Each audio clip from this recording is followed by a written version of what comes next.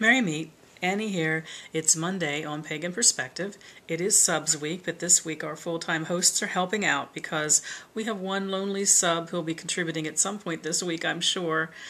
In the meantime, we are glad to help out so that the subject stays live for the week. Our question this week came from Giraffe2684. The question is on spirit guides, and Giraffe asked, what do you do after you've found your guide? How do you speak with it and communicate with it in everyday life? I've experienced two very different ways in which my spirit guides make themselves known to me in my daily life. And it has to do with their nature, their personality. Our spirit guides have personalities just as our friends and loved ones and mentors and guides here in the physical world do. Varying personalities. Some of our guides came to us. They just kind of plopped themselves on our doorstep and said, I'm here, this is what I'm bringing you, this is what I am in your life.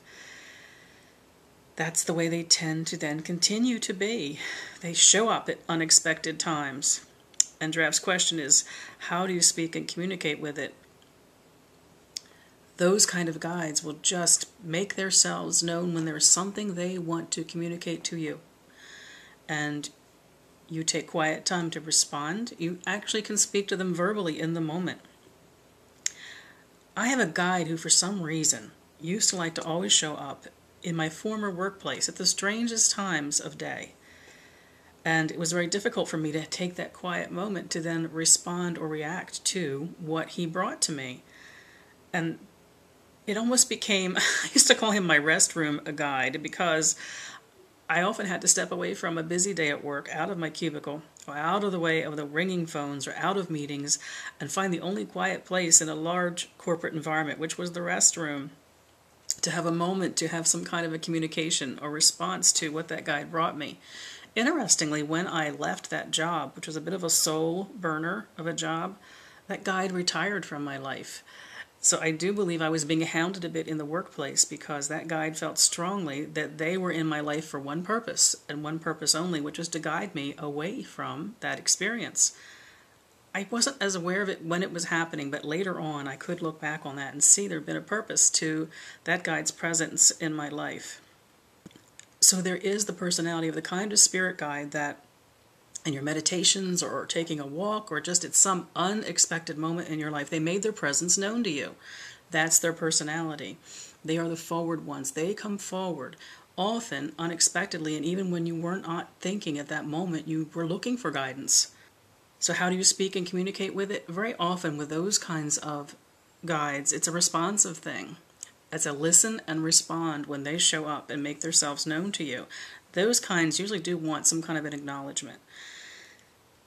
A spoken word in reality suffices if you're not in a situation where you can have a conversation with your spirit guide without looking a little bit strange and having people give you that kind of look like, what are you up to?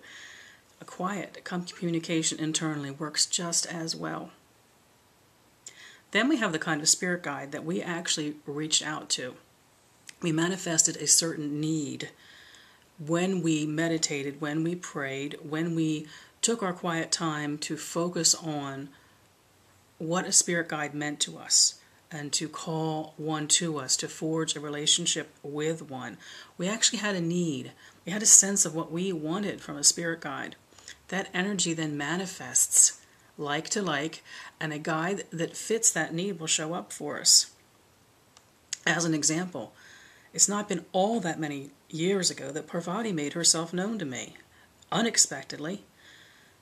I had limited understanding of the Hindu pantheon, a surface understanding of some of the more dramatic, emotional, inspirational gods,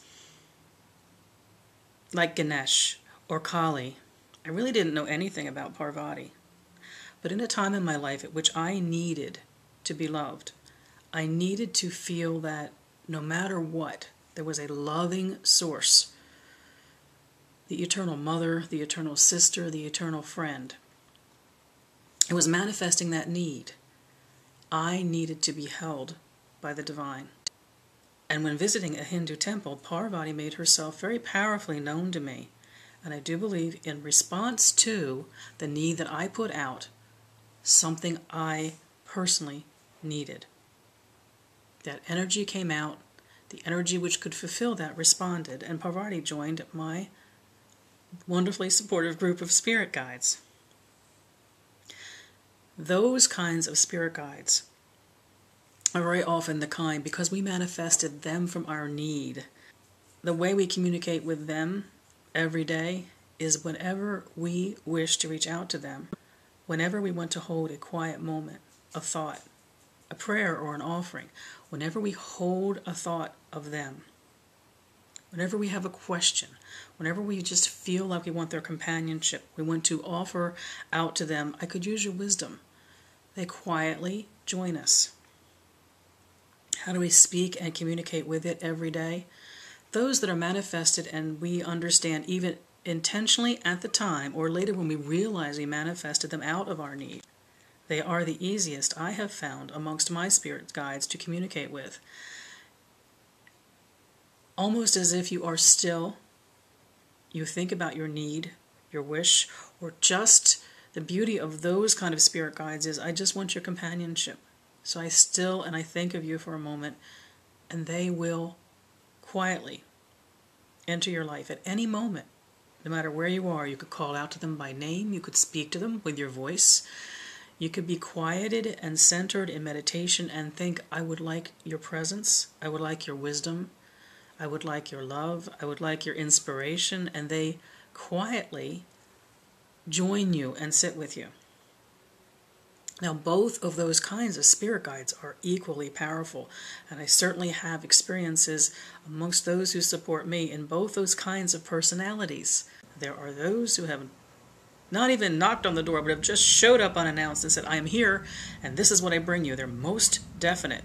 And throughout the day, throughout life, I should say, at unexpected times, there they are, and they've got something they need to tell you, and you had better listen.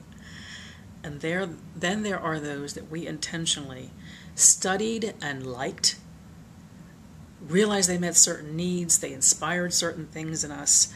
We come to know them, and in our understanding of them, of our knowing of them, as our truly putting out there, here's what I like about you, here's what I relate to you, and here's what I look to you for. They become almost a quiet presence in our life.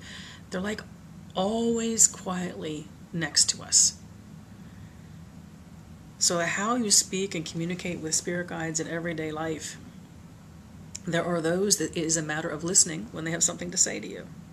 And then there are those that you have a trusting relationship with, and you know at any point you would like even something as simple as their companionship, no less something more sophisticated like questions to be answered or wisdom you are seeking, guidance in some form, that you can be still in some way and almost have a conversation with them.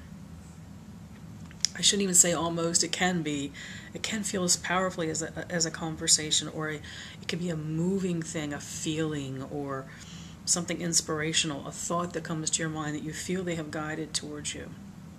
That's the two different ways I relate to spirit guides in my life. Both are equally as powerful.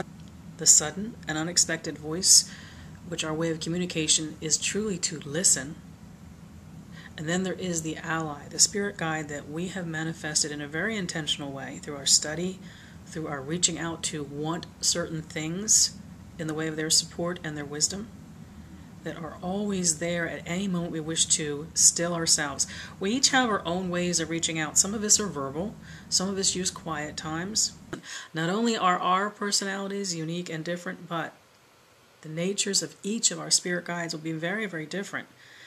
So Giraffe, I would say you will discover, if you're new to your relationship with the spirit guide you may be referring to in this question, you will discover in time how they like to be called to be invited, to be conversed with. What is their nature? How do they like communicating with you? You will understand what they expect of you as time goes forward too.